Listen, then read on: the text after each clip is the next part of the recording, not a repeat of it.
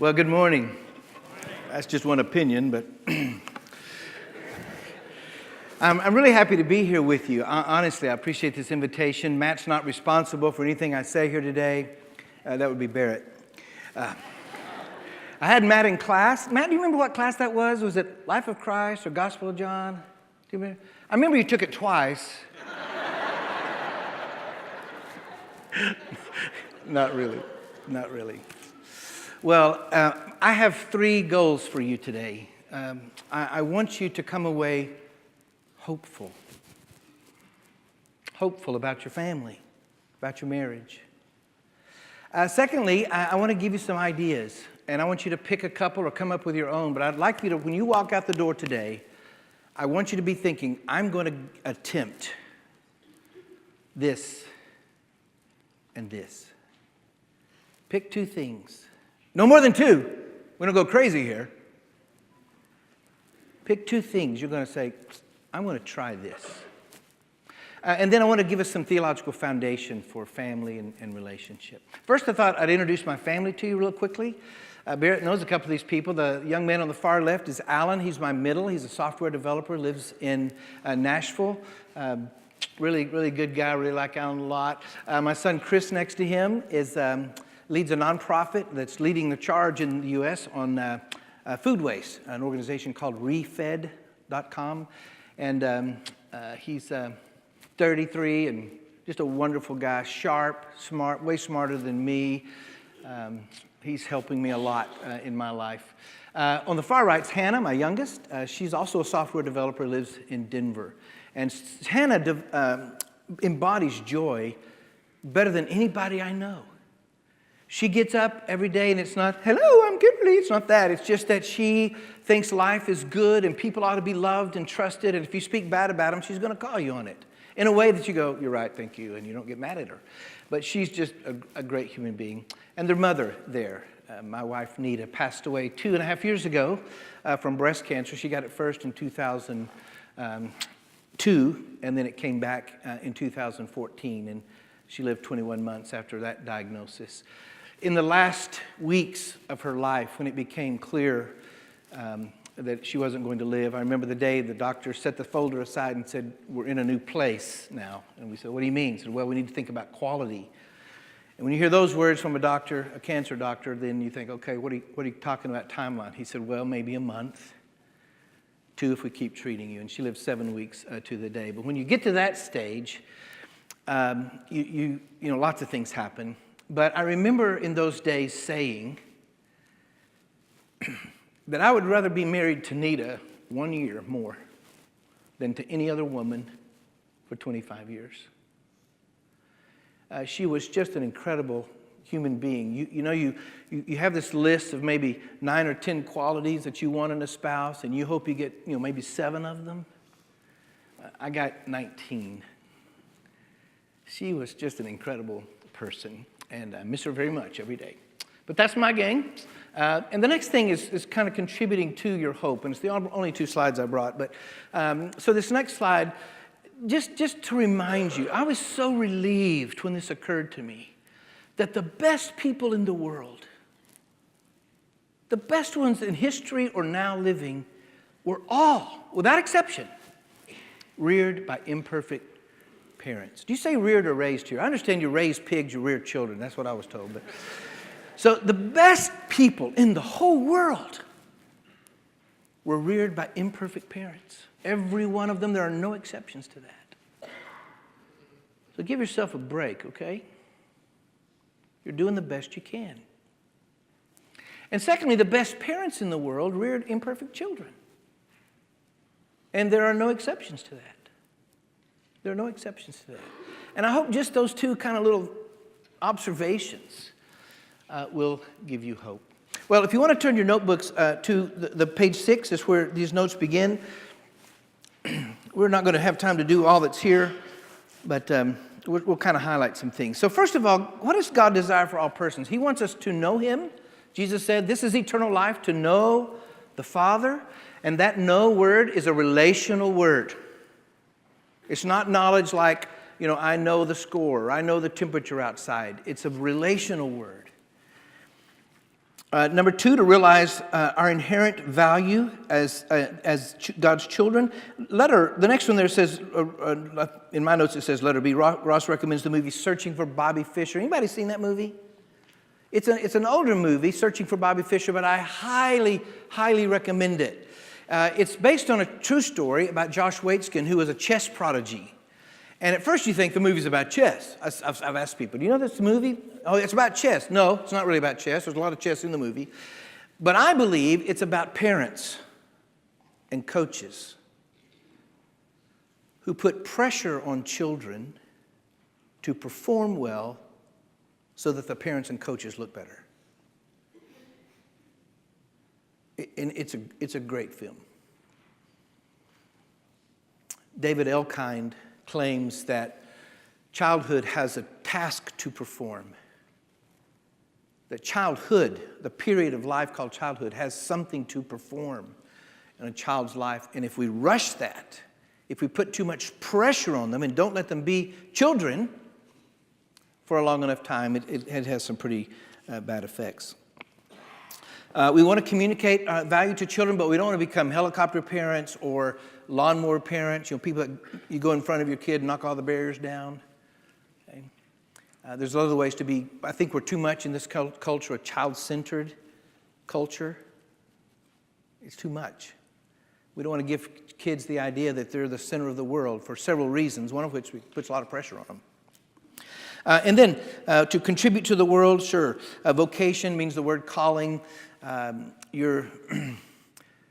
difference between a career and a vocation is a vocation that has a sense of mission to it. Okay? So there's that. We'll keep going here. And number 5, to contribute to and be nurtured by life-giving relationships. The nature of the divine. God comes to us in relationship. Father, Son, Spirit. Let us make people in our own image. And then in Genesis chapter 2, after Genesis chapter 1, where God, he makes the sky, he makes stars, he separates the water, he makes the plant life, he makes the animals. And after every day, what does he say? That's good. That's good. And then after he finishes, he goes, that's very good. And then he says he made a human being, and God observed, wait a minute, this is not good. Because he's alone. This isn't going to work. For a relational God to create an individual apart from relationship is not good. And that's in our deepest design, that we were made for relationships. And sometimes we isolate ourselves from relationships to protect us. And got a friend in town who I think pushes everybody away with her comments, with her behavior, so that when she looks at the relationship and it's not there, she can say, I did that. I think her fear of rejection is so strong. She sabotages the relationship so that it can't happen. That's what I think anyway. Well, to live in God relationships is part of our divine design. And some foundational truths about that. Our deepest real need is for relationship with God. Ecclesiastes, where this chapter 3 says there's a time for this, a time for that, a time for that, right? And in verse 11, it says, God has put a burden on humanity. He has made everything beautiful in its time. He's created this time-bound universe. There's seasons, there's night and day, and etc. We live in a time-bound environment, a material environment. But it says the burden is that God has put eternity in our hearts. God has put a hunger in our hearts for the eternal, and yet put us in an environment where nothing we can see can satisfy that. And part of that hunger is for relationship. Well, our felt needs are also relational in nature. The need for companionship, the need for security. Will others be faithful to me or abandon me? The need for significance. Do other people look at me and think I'm valuable? I talk to a lot of people who are my age or roughly my age, early 60s, and they're wondering about their life, if it was significant or not. I wonder what a midlife crisis is. if it's not in part, looking at your life to that point and saying, did I do anything important? Have I done what I'm supposed to do with a life? Mark Twain said there's two important moments in your life, two important days. One is the day of your birth, and the second is the day you realize what you were born for. Okay? And we were made for relationships. I love this book by Harold Kushner, When All You've Ever Wanted Isn't Enough. The Search for a Life That Matters. A really good book, a few years old, kind of reflections on Ecclesiastes. He said, it's not our fear of death that haunts our sleep. It's our fear that having lived, our life will not have mattered. If a tree falls in the forest and there's no one to hear it, does it make a sound? If a person lives and then dies and no one remembers, if the world's not any different because of their presence in it, have they really lived? And there's something deep within us that we're looking for significance. My observation is when people are at their end, yours too, I bet, they don't say, man, I wish I'd have worked more. I wished I would have golfed more. I wished I would have owned more. What do they say? I wished I would have loved more. I wished I would have paid more attention to the people. Isn't that right? I wished I would have loved more. That's what they say. And they want to be remembered. People want to be remembered. My practice is when I know somebody's dying, if I can't get to them physically, I get on the phone to them, if at all possible. I'll call somebody in the room and say, would you put the phone to their ear? And if I can, I only want to be sincere when I say this, but I want to say to them, as long as I have the ability to remember, because I can't say as long as I live. Right? My fear is when I get dementia, my kids won't notice. Anything different about Dad? No, not really. So I can't promise that, but as long as I have the ability to remember, I'm going to remember, and I try to name a very specific instance or quality that when I think of that person, that's what I think of, and I tell them. If I'm present in the room, I'll lean over their bed and whisper in their ear, Annie Mae, as long as I have the ability to remember, I'm going to remember that day you said this to me. And what a big difference that's made. People want to know if their lives matter, and that's relationship. Relationships that are life-giving are not automatic. They need maintenance and protection. We sometimes talk about boundaries, protection, right? Boundaries, think of the fence around your backyard if you have one. It tells you what's your responsibility and what's not your responsibility. I'm 60s, and one of the things I'm working on is trying not to be responsible for some of the emotions in my family. I can't be that for them, right? Boundaries, flirt with your wife, flirt with your spouse, and sleep in your house. Those are boundaries. They protect your relationship. There's some relationship torpedoes there. The sources of our greatest pain are connected to relationships. I would also say the sources of our greatest joys are relational in nature. And if you don't believe it, ask people who have grandbabies. Right? They'll tell you. Number 5, much of our behavior is an attempt to cope with relational disappointment. I'm on page 8 now, I think. Much of our behavior is an attempt to cope with relational disappointment. Had a girl in class, I mean, it was a summer class, it was a small class, and we were in groups, and I don't know how this came up. But whatever we were discussing, she, in this group of 3 or 4, I was in that circle, she said this to me. She said, I always knew, my sister and I always knew that my daddy didn't want to have kids. He wasn't abusive to us. He wasn't mean to us. We just knew he would have rather not have had children. We became pregnant when my mom quit taking birth control. We became born.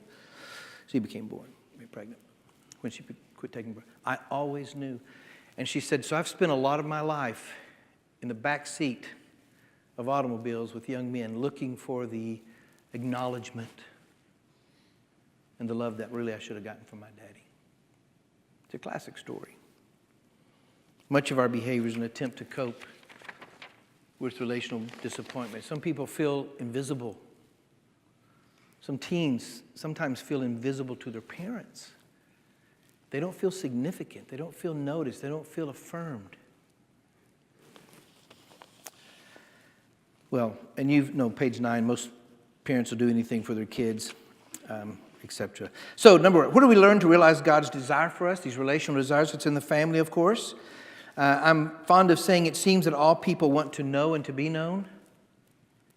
We want to know other people and be known by them. That satisfies our desire for community. We want to love and to be loved. That satisfies our desires for security and intimacy. And we want to bless others and be blessed by others, which is addressing our hunger for generativity. Children are formed by the examples they see. Your children will do what you do before they'll do what you say. They will do what you do. And any of you dads or moms are screaming from the bleachers during the basketball game, you're inflicting more damage on your child than you know.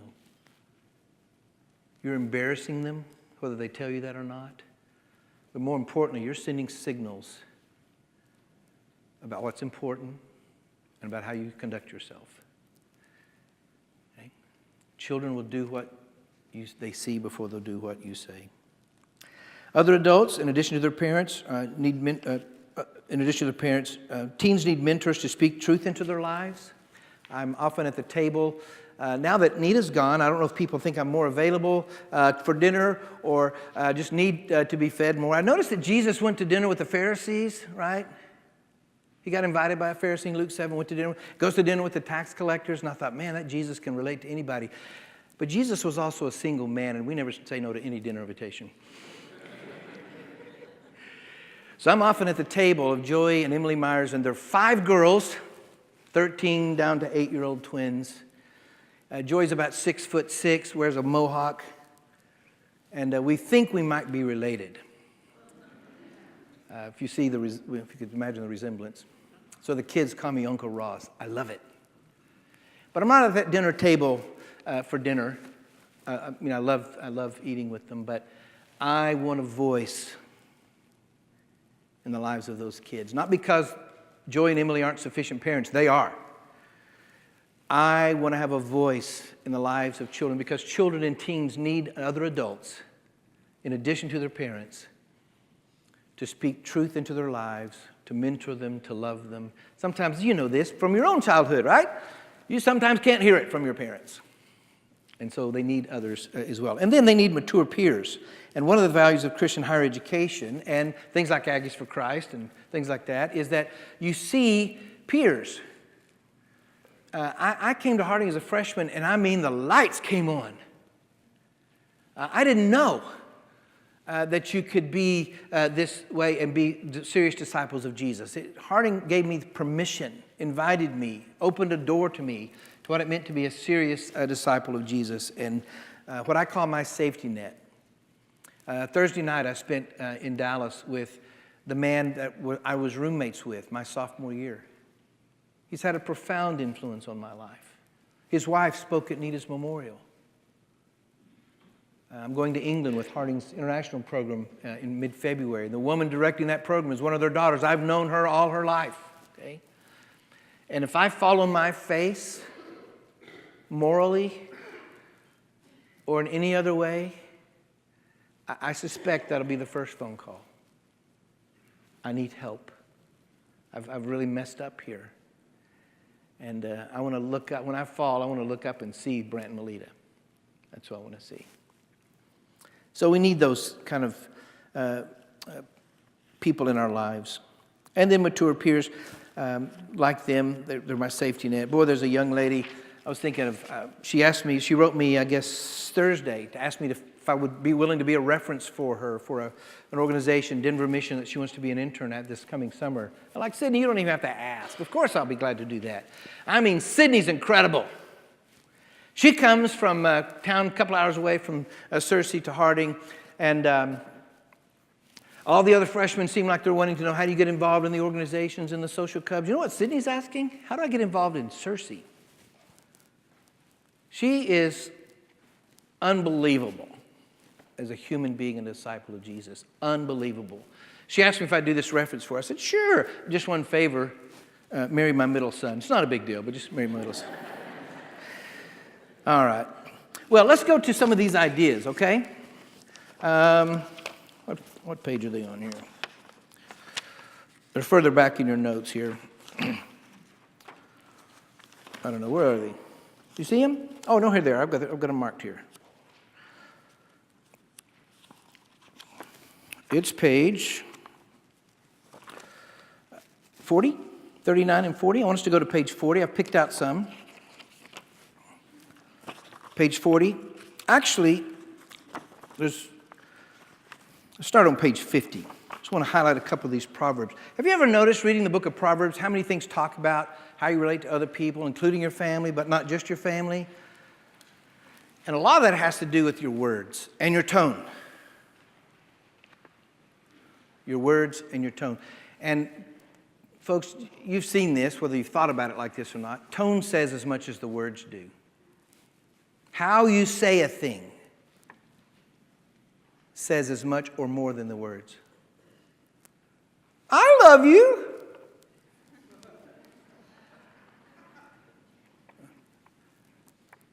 I love you. It's all the difference. And so you hear this from Proverbs. So the very first one listed there, 12:18, reckless words pierce like a sword. Think about that. Think about taking a knife and driving it into the body of your child. You wouldn't do that, right? And words, they're using that strong of a metaphor for a reason. The tongue of the wise brings healing. You know, if there was just one other thing I would encourage you to do is just pay attention to your words and your tone. Proverbs 15, a gentle answer turns away wrath. Well, not always, but a lot of the times. I am so angry with you. Tell me more about that. Rather than, well, blah, blah, blah, blah. It just escalates, right? A gentle answer turns away wrath. The next one, a tongue that brings, which is a metaphor for words, the tongue that brings healing is a tree of life. But a deceitful tongue crushes the spirit. But one of our jobs as parents is to tend to the spirits of our children. How they think about themselves and how they think about us. So we've got to look in the mirror. We've got to say, how do our children experience us? I love Randy Willingham's notion. Ross, the way that I experience you, I've never been experienced before, I didn't think.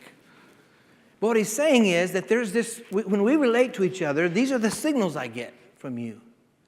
I once asked my middle son, he was a little boy, and I said, and of course, you know, the middle child, and the oldest son in my family, Chris, sets goals, has high expectations, very driven, etc. Typical firstborn.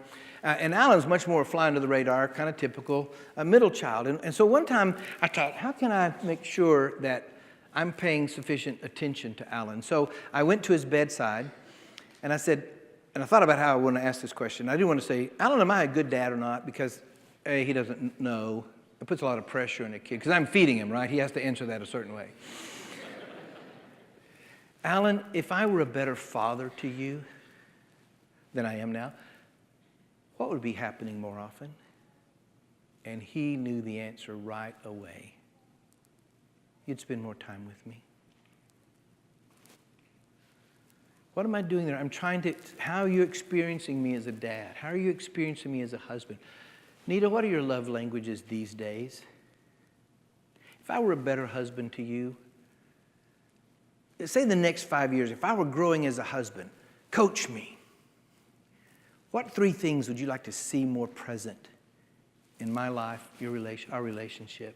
Ask them. I'm embarrassed to look back on how little I knew about being a husband and a father. I grew up in a strong home, but the things that I wanted to have on board just weren't there until some degree much later. Maybe you know what you're doing as a spouse, as a parent, but if you don't, ask the people that know you in those roles. You know, okay, I'm thinking I'm about a 7 as a dad. I want to be an 8. Tell me how I can get there. And don't be defensive, no matter what they say. Go, thank you very much. If you need to respond to that some way, you can later. Ask them, if I were a better husband, if I were a better father, if I were a better mother, if I were a better wife, what would you be seeing more of? What would better look like? Great question. Take your spouse to dinner. Listen, I want us to do well. I want to do better. What would better look like for you in our marriage and the way you experience me as a spouse? All right. Well, blah, blah, blah, blah, blah. The second page, 51, Proverbs 24:26, and again, words, an honest answer is like a kiss on the lips. The college students really like this one. Wouldn't you rather people be honest with you? Because the one that says 27:6 there, wounds from a friend can be trusted, but an enemy multiplies kisses. What does that mean? An enemy says, "Oh, you're fine, we're fine, everything's fine, you're great," and then they walk away and go, "Man, that Ross is a moron." Wounds from friends. I remember the day Randy Willingham, I went to him about a question about what was going on. I was leading a committee, it wasn't getting anywhere, and I said, "Randy, what's your take on what's happening?" He says, "Well, I'll tell you, Ross." I said, "Great." He said, "But first, I need you to know that I really, really love you." I said, "I know that." "No, I want you to know I'd never do anything to hurt you. You know that, right?" I said, "Sure." And I said, "Randy, tell me." He said, "I just want to know. I want to test the bridge. Is the bridge between us strong enough to hold the message I'm about to tell you?" I said, "I think it is." He said, "Ross, you're arrogant." Boy, that helped me to know how people were experiencing me on that committee and in my faculty. He was right. And it didn't make me mad. I was so appreciative. It was a wound. It hurt. Wounds hurt, no matter their source. But here's a man who loved me enough to tell me the truth I needed to hear. So a lot here about speech. Okay, well, let's back up to some of these other ideas. Only have 40 minutes left. I'm kidding. I know we got class here in a minute. I've still forgotten the page number. Okay, so let's go to page 40. I'm just going to highlight a couple of things. Number 9, tend to what's important rather than merely what's urgent. You know this, right? You've heard this. Stephen Covey has this idea that it says that all activities of our lives can fall into 4 categories. Urgent and important, that's Roman numeral 1. Not urgent but important, that's Roman numeral 2. Not important and urgent. And not urgent and not important. Not urgent and not important is cleaning my shed. I'm the only one that goes in there. I'd like it to be cleaner, and I do clean it once or twice a year. But not a big deal. The urgent stuff that's urgent and important, 911, we know what that is. We put everything down and tend to it. And sometimes they even stop the game to do that, right? He said we live or die on 2 and 3. 3, the stuff that's urgent and not important is deadline stuff. If you're in school, the paper's due Monday, you kind of got to give that a lot of attention, right? But Covey says what really hurts us is we put the urgent so much that we never get to the number 2 stuff, which is the relational stuff. And so he recommends putting on your calendar time with your spouse, time with your kids, date with your kid. You know, every Tuesday, maybe you take one of your children to dinner or something like that. Number 13, boy, this is so... Listen, if you want something better, better means different, different means change, which requires a different action than you're doing now.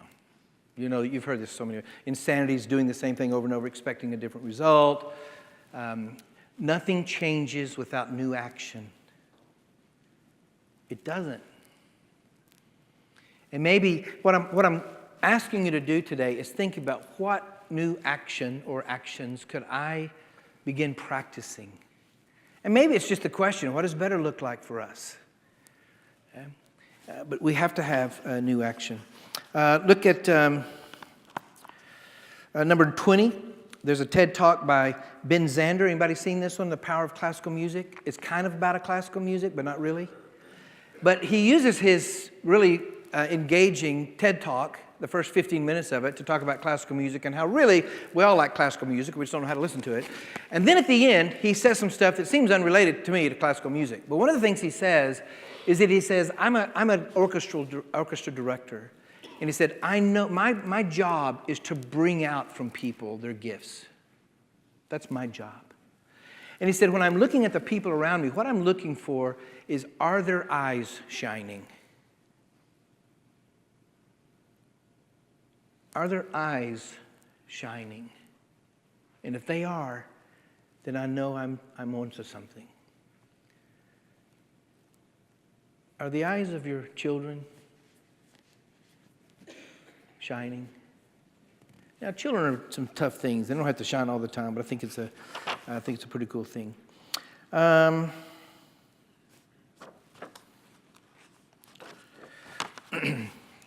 skipping some ones I have marked, some of them. Number 42, learn from habits of healthy families. I saw in one of the presentations some research by Nick Stenay that I've seen before that's good. You can search that on the internet as well, but you're going to hear some today about that. Number 45, great principle, more is less and less is more.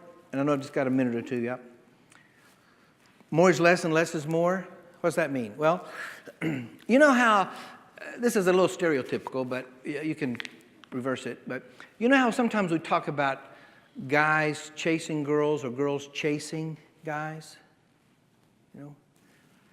And what happens is, I mean, there needs to be some pursuit, especially for the guy. The guy wants to pursue. And if someone's too present or initiating too much, the less interested the guy seems to be. The more she expresses her interest in whatever ways, the less interested he becomes. Nagging is a good example of this.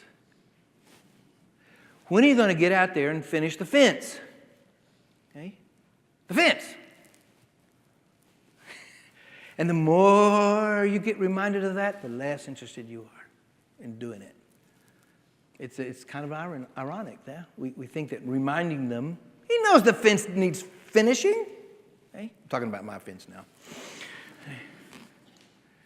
Well, but what does nagging do? It just decreases our interest. It'd be so much better to say, you know, I got something it's kind of important to me. I know it's not urgent, but man, it would mean a lot to me if sometime in the next couple of months, give it a deadline, rough deadline. If the fence could get finished, whether you do it or hire it done, I don't care, but it would just mean a lot to me. And they don't say anything else about it. Give him a chance to step in there and do it. But if you nag him, it's not going to happen. And same thing with anybody else. And last thing I'll do here, number 47. This is adopted from a peer counseling approach called friend to friend. I've included one question I made up, but these 5 questions, when you're trying to solve problems, or you know, maybe your teen comes and says, Dad, I don't really know what to do. Boy, I'm terrible at this. Well, let me solve your problem. Okay. I did counseling a lot in a church setting for years, and people would come to me with these problems, and I would give them this really great advice. Excellent. And they go, no, that won't work. No, that won't work. No, that won't work. And then I was out. Started using this. Ask people what they want. What's fun about this is you don't have to supply any answers. They do. All you have to do is the questions. Do you know this little approach? What do you want? What are you doing to get what you want? How's that going? Well, you know, I had this young man that said, you know I'm dating Susie, right? Yep. I noticed y'all sit together and in class. Yeah. She's really sweet. Yeah, she is. And we've been dating a long time now, about, like 2 months. And she's great and all, but I don't know. I'm just not sure what's wrong. I don't know. I just not that interested. I mean, she's wanting to name the kids, and I'm just kind of, we hadn't been together enough, And I said, well, what are you trying to do? So I think I